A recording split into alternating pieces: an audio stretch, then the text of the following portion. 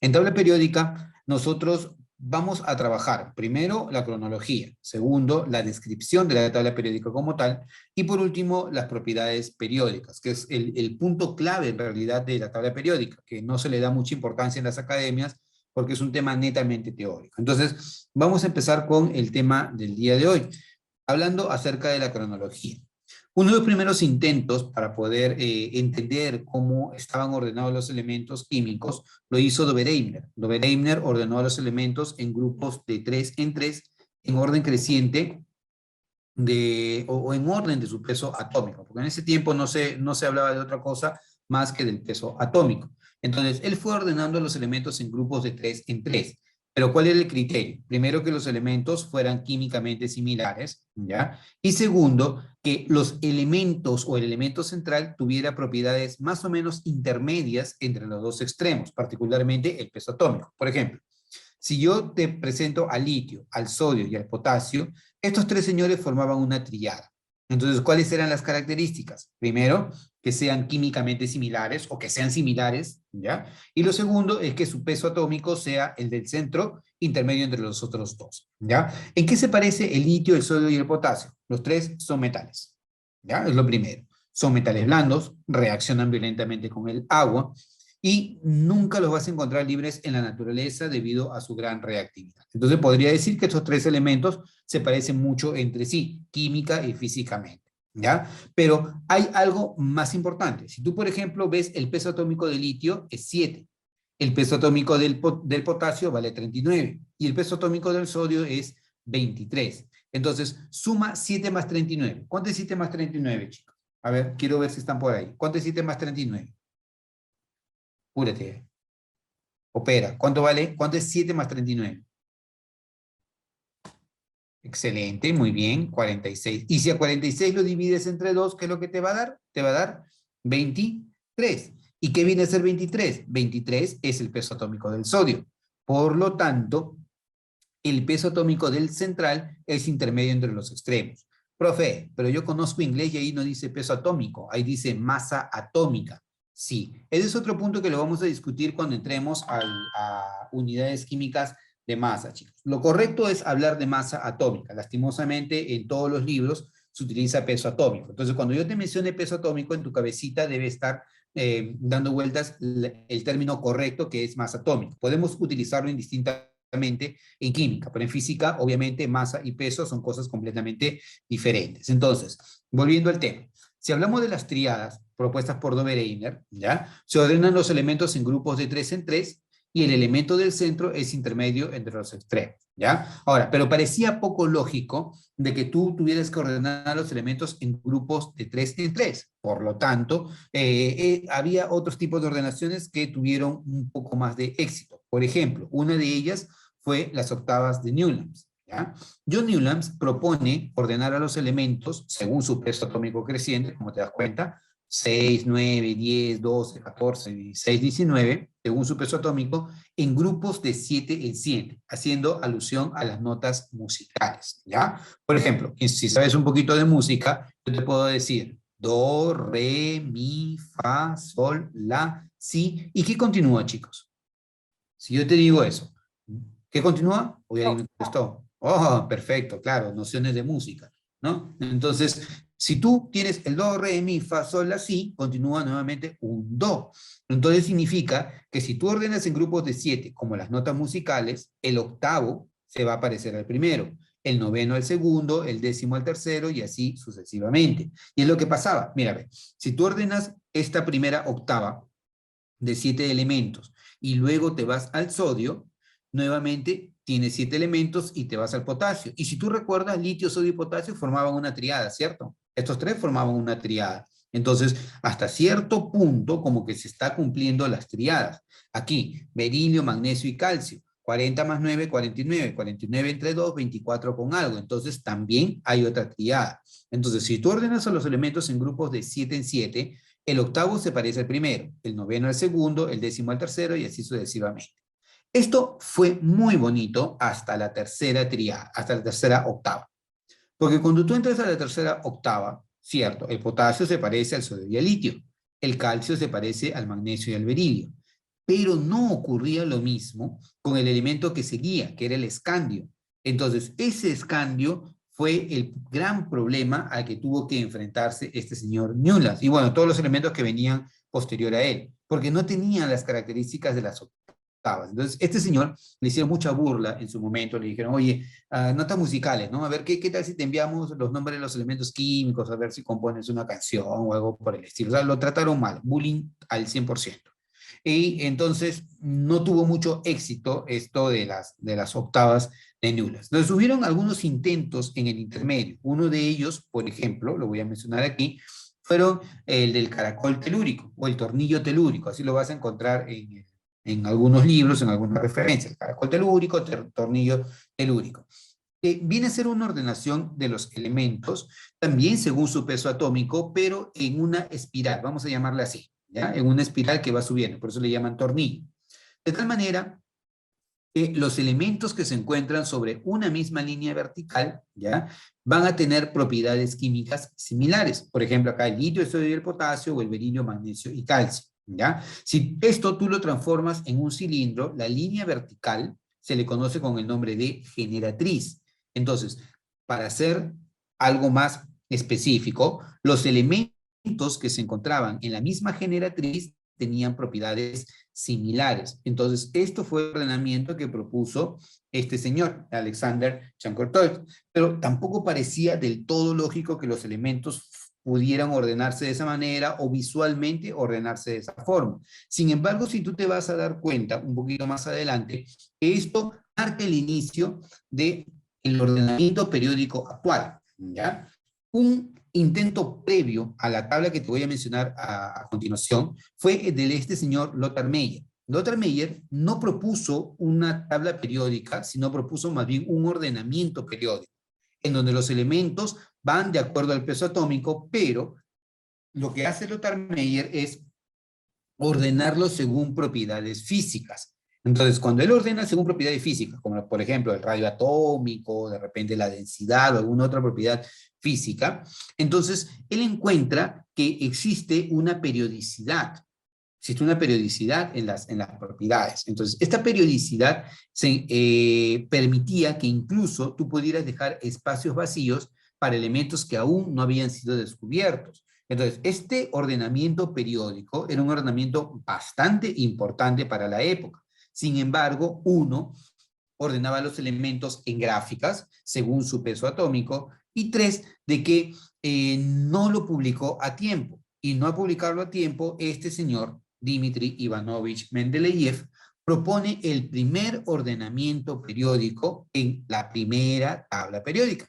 Y esta tabla periódica ordena los elementos según su peso atómico creciente. ¿De acuerdo? Entonces, haciendo un recuento, muchachos, ¿ya? Antes de continuar, hagamos un recuento.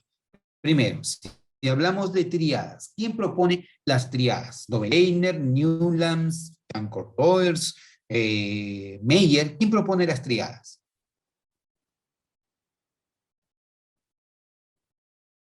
Abre tu micro. Si quieres abrir tu micro, abre tu micro, no hay ningún problema. ¿Quién propone las triadas?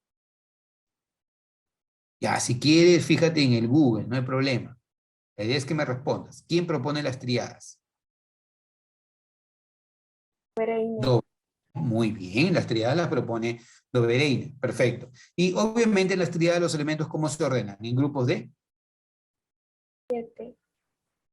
En grupos de 7, en las triadas se ordenan en grupos De de 3, de 7. 3, de 3, de 3, de 3. Ah, de 3. Ah, ya me estabas asustando. ¿Ah? Yo no quería regresar nuevamente. En grupos de 3. Perfecto. Entonces, en las triadas los elementos se ordenan en grupos de 3 en 3. De tal manera que los tres elementos se parecen químicamente entre sí. Y segundo, de que el elemento central es intermedio entre los extremos. ¿Ya? Lo siguiente. El ordenamiento de Newlands. ¿Cómo se le llama al ordenamiento de Newlands? Séptimas, octavas, novenas. ¿Cómo se le llama al ordenamiento de Newlands? Las octavas, muy bien. Y en las octavas los elementos, ¿cómo se ordenaban? En grupos de 8 en 8, ¿verdad? Oye, Diego, te voy a sacar del De aula. 7. De 7 en 7, claro. En las octavas, los elementos se ordenaban en grupos de 7 en 7. Profe, pero dicen octavas. Sí, pero tú fíjate en las notas musicales. ¿Cuántas notas musicales son? 7. Por lo tanto, los ordenas en grupos de 7 en 7 y el octavo se parece al primero, noveno al segundo y así sucesivamente. ¿De acuerdo? Luego, cuando hablamos del tornillo telúrico, ¿ya? Sobre una misma generatriz, los elementos tenían propiedades similares. Si hablamos de Lothar Meyer, propone un ordenamiento periódico, pero según propiedades periódicas o según propiedades físicas, ¿ya? Este señor, Mendeleev, fue lo máximo en química, ¿ya? Sobre todo porque fue el primero que ordenó a los elementos químicos en una tabla propiamente dicha, ¿ya? La tabla de Mendeleev tiene más o menos la forma que tienes acá. Esa es la tabla de Mendeleev. Es prácticamente una tabla, como su nombre lo dice, ¿no?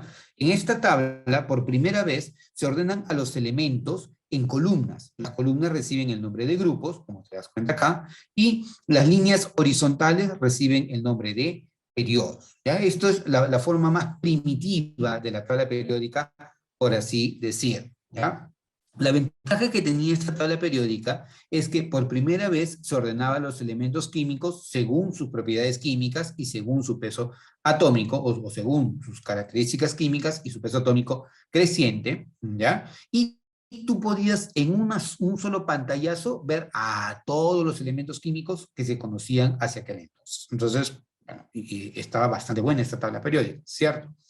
El punto aquí interesante es de que Mendeleev va dejando espacios vacíos para elementos que no habían sido descubiertos y propone las características de estos elementos que no habían sido descubiertos. Por ejemplo, él a uno de los elementos le llama EK-aluminio. ¿Ya? Yo te voy a explicar por qué se llama EK-aluminio.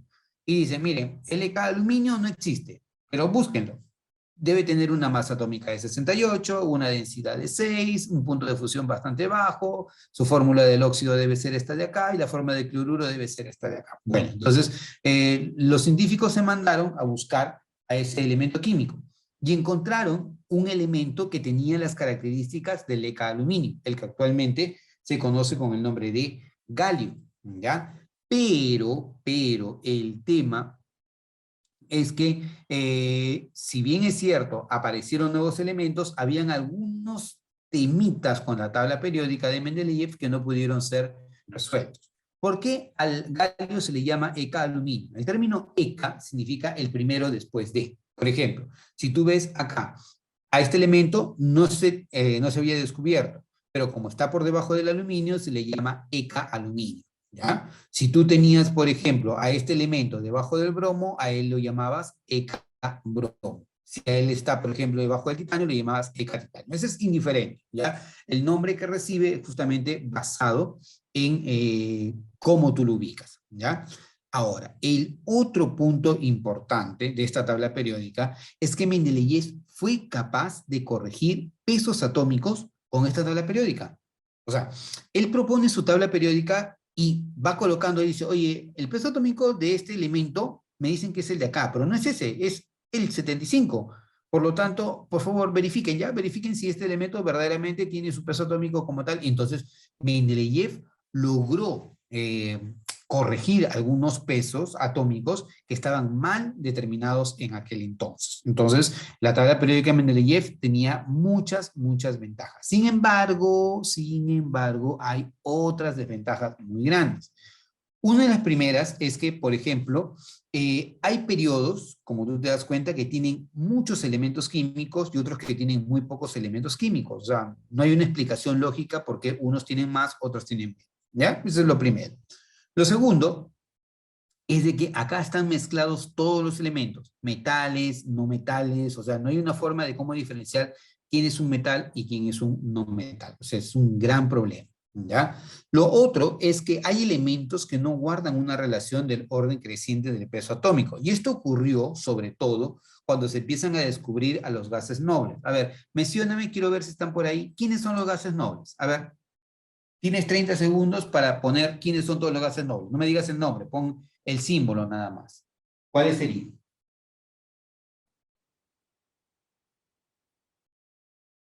Símbolo de los gases nobles. Muy bien. Siempre los mensajes en público, nada de mensajes en directo, porque luego cuando respondo yo no le puedo responder a todos. Muy bien, perfecto. Helio, neón, argón, criptón, xenón, radón y OG. Ya, listo. Ya. Perfecto, muy bien. Titi, lo máximo. Perfecto. Listo. Estos son los pesos, o perdón, los gases nobles. Si tú te das cuenta, ninguno de ellos está acá. Pero cuando Mendeleev propone su tabla periódica, estos elementos empezaron a descubrirse. Entonces, como empezaron a descubrirse, Mendeleev no supo qué hacer, ¿no? O sea, en primer lugar, primero negó la existencia de ellos y dijo, no, esos elementos no existen. Esos elementos, en realidad, has hecho algo malo, no puede ser. Pero no se encontró un gas noble, sino se encontraron 3 gases nobles hasta 4 gases nobles en el tiempo en que Mendeleev aún estaba vivo. Y no había forma de cómo ubicar a estos elementos en la tabla periódica de Mendeleev. Por lo tanto, una idea genial que se le ocurrió es colocarle un grupo cero para estos elementos y por esa razón muchas veces tú vas a encontrar que a los gases nobles se les llaman elementos del grupo cero de la tabla periódica. ¿Ya? Entonces, esta es la descripción de la tabla de Mendeleev. ¿Quién corrige los temas que tenía la tabla de Mendeleev?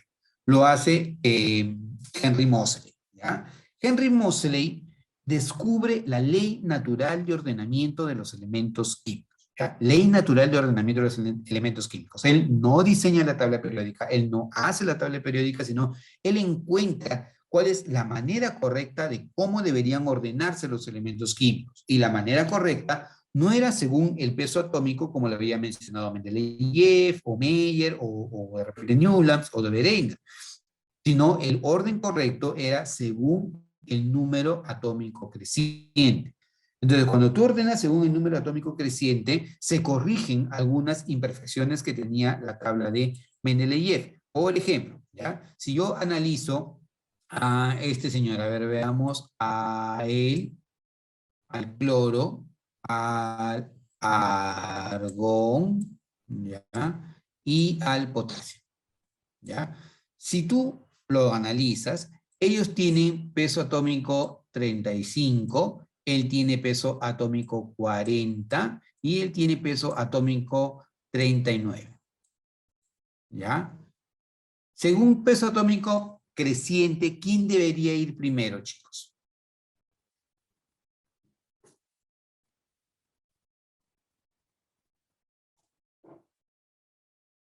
¿Quién debe ir primero? Cloro, ¿ya? Luego, ¿quién continúa?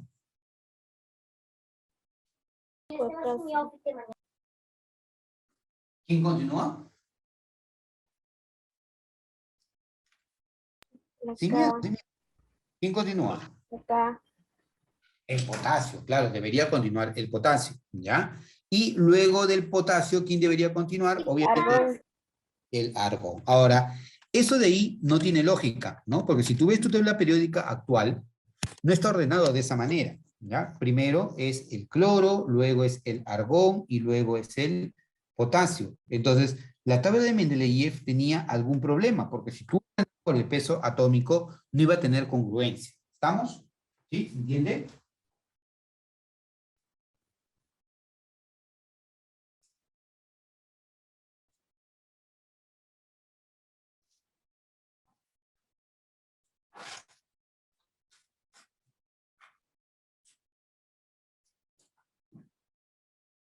Sí, muy bien, listo. Perdón que se me apagó el audio.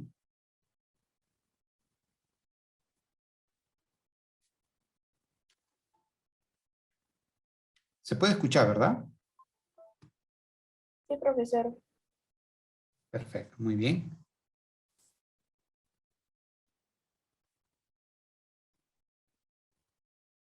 Ya, entonces, si yo ordeno en vez del peso atómico por el número atómico, mira, él tiene número atómico 17, ¿ya? Él tiene número atómico, uy, qué feo salió el 7, 17, él tiene número atómico 18 y él tiene número atómico 19.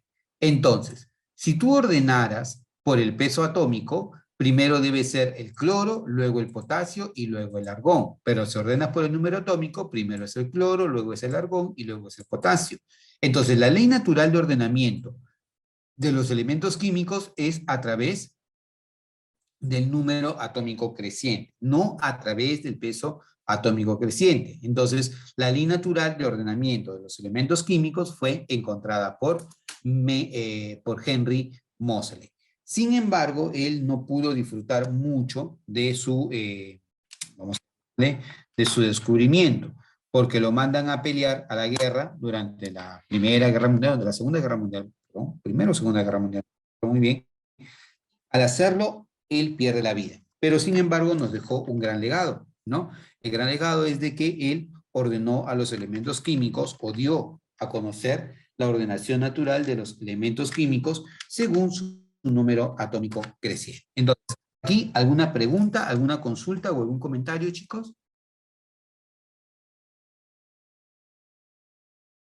Nada, ¿todo bien? Ya, entonces ya les puedo tomar el examen para ver, a ver, ¿alguien preguntó? Perfecto. Listo, chicos. Entonces, perfecto, muy bien. Me da gusto que haya quedado todo claro. Voy a, acá donde estamos. Ya, listo. Entonces, ya teniendo esto, ahora pasemos a describir nuestra tabla periódica actual, nuestra tabla periódica moderna. La tabla periódica moderna es la que nosotros tenemos aquí. ¿La puedes ver? ¿Sí? Mira, esta tabla periódica, es la tabla periódica moderna, es la ordenación de los elementos químicos según el orden creciente del número atómico. Dime, ¿quién es el primer elemento químico? Ayúdenme. ¿Quién es el primer elemento químico? Hidrógeno. El hidrógeno. ¿El segundo elemento químico? Helio. Helio. ¿Por qué el hidrógeno es el primer elemento químico? Porque su número atómico vale 1. El segundo elemento químico es el helio porque el número atómico vale 2. El tercer elemento químico, ¿quién es? Litio. El litio, porque su número atómico vale 3. Y así sucesivamente. Si tú te das cuenta, el número atómico va aumentando de izquierda a derecha. 1, 2, 3, 4, 5, 6, 7, 8, 9, 10. ¿De acuerdo? Así se ordenan los elementos químicos, según el orden creciente de su número atómico. La tabla periódica tiene dos tipos de ordenaciones. Las ordenaciones horizontales, que se llaman periodos, y las ordenaciones verticales, que reciben el nombre de grupos. ¿Cuántos periodos tiene tu tabla periódica actualmente? ¿Cuántos periodos tiene? 7. 7. Ajá, tu tabla periódica actualmente tiene 7 periodos, date cuenta. Si tú ves, por ejemplo, acá tienes periodo 1, 2, 3, 4, 5, 6, 7. Profe, ¿este 8 y este 9? No. Lo que ocurre es que todo este bloque de acá, en realidad, debería estar acá. Debería estar ahí. ¿De qué manera? Bueno, tu tabla periódica, en su forma, debería ser más o menos algo así. Deberías tener este bloque delgadito al inicio, ¿ya? Todo este bloque que está abajo debería aparecer por acá, así, como algo horizontal. Luego el siguiente bloque, que es el bloque del centro, y el último bloque, que es este de acá. Así debería ser la forma que tiene tu tabla periódica. Sin embargo, estos elementos no se utilizan mucho. Por lo tanto, como no se utilizan mucho, no son muy comunes, se les saca y se le da una forma un poco más compacta. Entonces significa que estos elementos, en realidad, los del primer grupo, pertenecen al periodo 6, ¿no? Empiezan con el lantano, y el segundo pertenecen al grupo 7, se empiezan con el actinio. Por eso a todo este grupo se le llaman los lantánidos, y a todo este grupo se le llaman los actínidos, porque empiezan con el lantano y empiezan con el actinio respectivamente, ¿ya? El último elemento natural de mayor peso atómico es este de acá. ¿Cómo se llama ese elemento químico, chicos? ¿Cómo se llama ese elemento químico? Universitario, uranio, perfecto. Urano no, uranio. ¿Ya? Urano no, uranio. ¿Ya?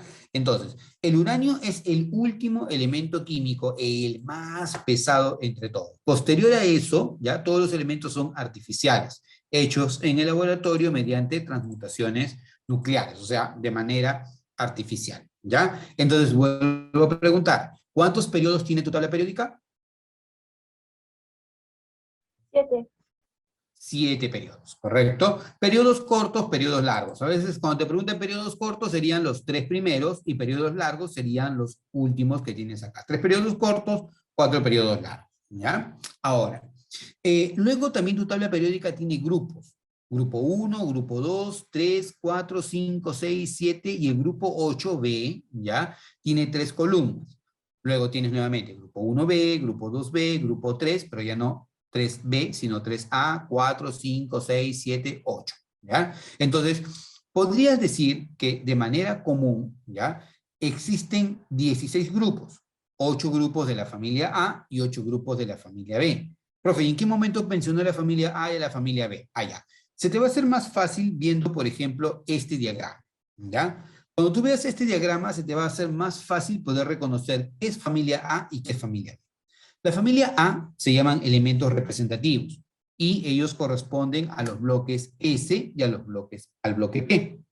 Mientras que la familia B se llaman elementos de transición y corresponden al bloque D de la tabla periódica. Y el bloque F son los elementos de transición interna, ¿ya? Te pregunto, ayúdame. S como máximo, ¿cuántos electrones admite? 2. Muy bien. P, ¿cuántos electrones admite?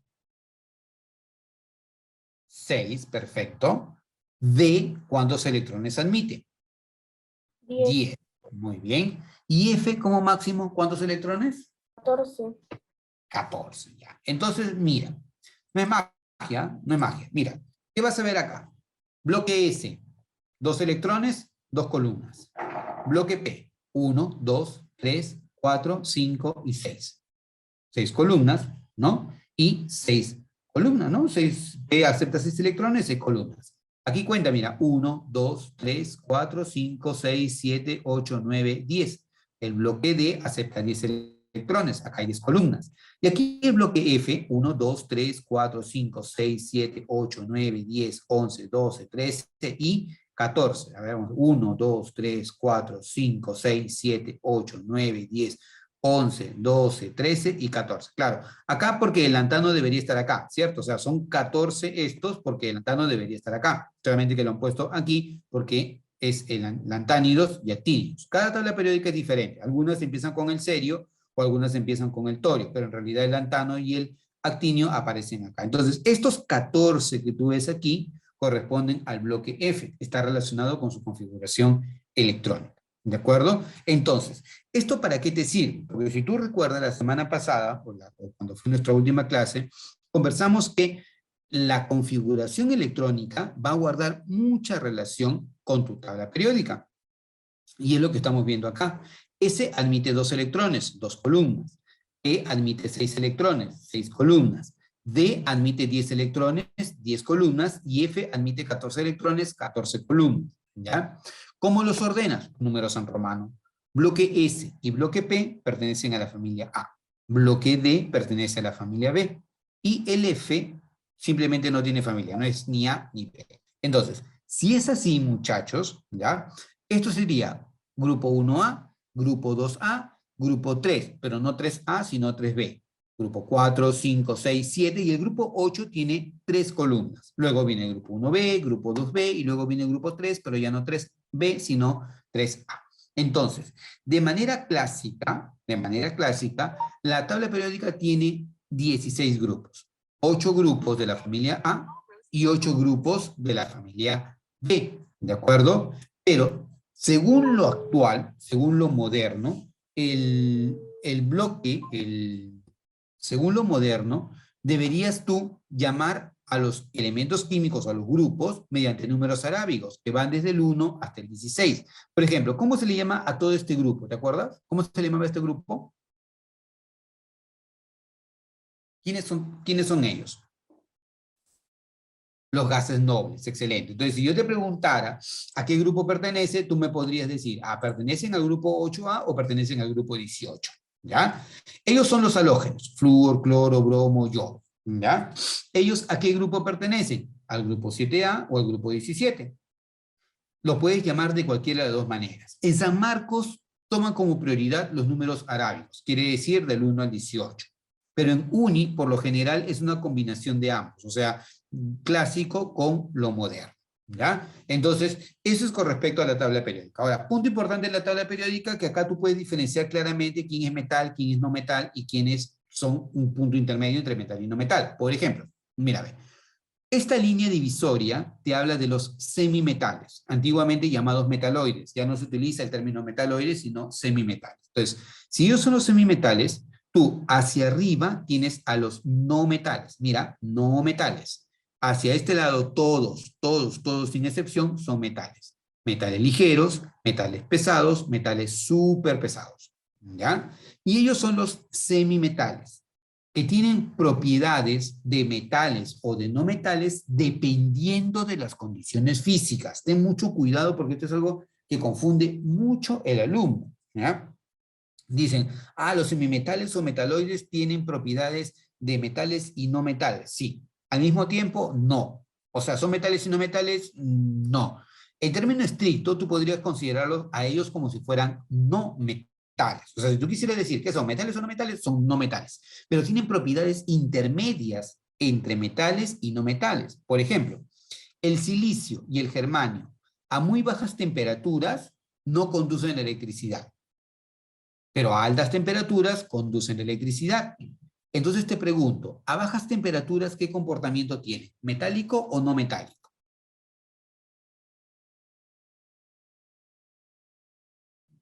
¿Qué comportamiento tiene? Vuelvo a decir, mira, el silicio y el germanio a bajas temperaturas no conducen electricidad, pero a altas temperaturas conducen electricidad. Entonces vuelvo a preguntar, el silicio y el germanio a bajas temperaturas, ¿qué comportamiento tiene? ¿Metálico o no metálico? No metálico. No metálico. No metálico, claro, porque si a bajas temperaturas no conducen la electricidad, tienen parecido a los no metales, ¿cierto? Pero a altas temperaturas conducen la corriente eléctrica. Entonces su comportamiento es un comportamiento, en este caso, metálico. ¿Y eso es importante? Sí. Por ejemplo, en las computadoras. Las computadoras crean en sus circuitos integrados, tú has visto si alguna vez te has destruido una computadora, la has abierto por dentro, tienen un circuito integrado, una base, ¿ya? Que típicamente está hecha o de silicio o de germanio, porque las computadoras generan mucha temperatura interna, mucho calor interno, tienen puntos de alta temperatura. Y si tienen puntos de alta temperatura, esto va a generar calor. Y si genera calor, conduciría menos electricidad y si hay más resistencia eléctrica, por lo tanto, no hay un mejor rendimiento para la computadora. Por lo tanto, ¿qué es lo que se hace? Se utiliza, por ejemplo, al silicio y al germanio, porque ellos a bajas temperaturas no conducen electricidad, pero a altas temperaturas sí conducen electricidad. Entonces le pueden mejorar la eficiencia, por ejemplo, a las computadoras. Ese es uno de los tantos usos que se le puede dar a los semimetales. Obviamente hay muchos más, pero sería uno muy resaltante y muy común. ¿De acuerdo?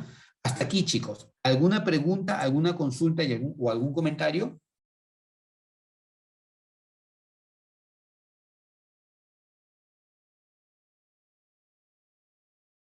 ¿Nada? ¿Todo bien?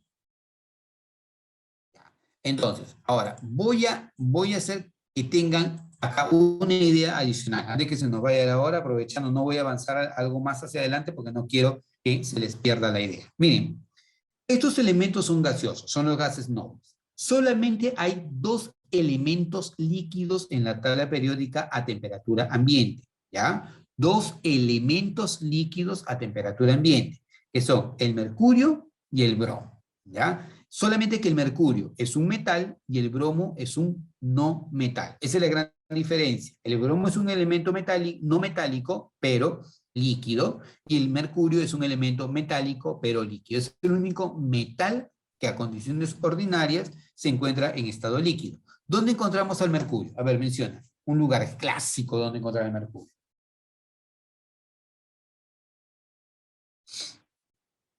¿En dónde encuentras el mercurio? Perfecto, en el termómetro. ¿Alguna vez has roto un termómetro, cierto? ¿Sí lo han hecho? ¿Nunca? Bueno, yo sí tenía infancia, bien chévere en mi infancia. Rompías un termómetro y sale un líquido, ¿ya? De color gris, ¿ya? Que se hacen bolitas muy pequeñas, ¿ya? Y cuando lo quieres coger, no puedes cogerlo, ¿ya? Entonces es muy difícil. Y es mejor que no lo hayas cogido porque el mercurio mata gente, ¿ya? El mercurio es una sustancia muy tóxica para el ser humano, ¿de acuerdo? Entonces, este señor, el mercurio, es el único metal líquido en condiciones ordinarias. Listo. Se nos va a cortar en cualquier momento, entonces mejor lo cerramos y volvemos a iniciar. Creo que como iniciamos tarde, ya mismo volvemos a empezar para que podamos aprovechar la clase al máximo y salgamos a tiempo. ¿Ya? Listo, nos vemos ya mismo, chicos. Pasen al otro link.